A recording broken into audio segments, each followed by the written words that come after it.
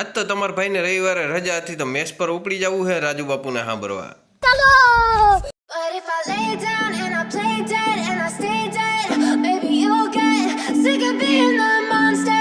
તો ડૈયા ગામ પાસે ડૈયેશ્વર મહાદેવનું મંદિર હતું તો કીધું હાલો દર્શન કરતા જાય.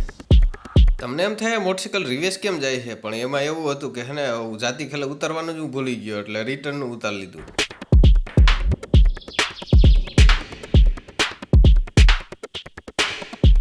તો અહીંયા થોડીક હે ને સીડીઓ હોત આવતી હતી અને આ ડુંગરમાંથી મંદિર છે તો આપણે પહેલી વાર અહીંયા આવ્યા છીએ.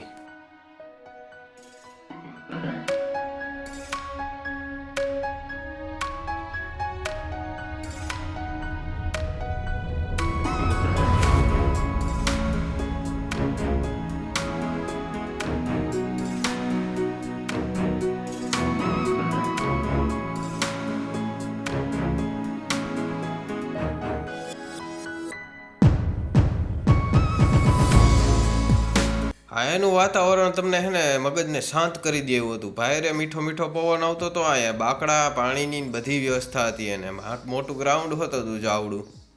જો તમારે શાંતિનો અનુભવ લેવો હોય તો અહીંયા જરૂર ને જરૂર આવવું એક વખત તો.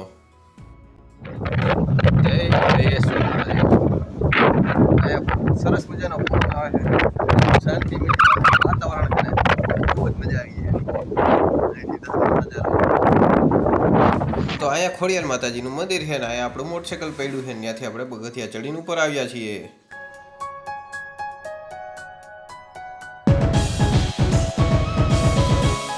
આ સામે જે ગામ દેખાય એનું નામ છે ડૈયા અને એની આગળ 2 કિલોમીટર આવે છે ટ્રાકુડા અને ડૈયા ટ્રાકુડા હાયરે ગામના નામ લેવાય છે. તો હાલો ખોડિયાર માતાજીના દર્શન કરતા જાય.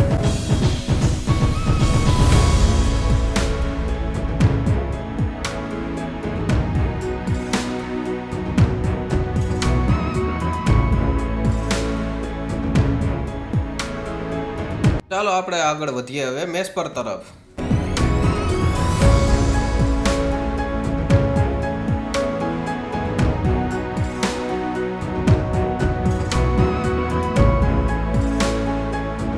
વિઠ્ઠલ કાકા હડમડિયા પૂગ્યા હતા કે હું દાઢી કરાવી નાખું અને હડમડિયાનું બસ સ્ટેન્ડ મસ્તીનું લાગ્યું, આપણે ઉતારી લીધું અને હવે હે ને દર્શન હોત કરાવી દઉં મહાદેવના.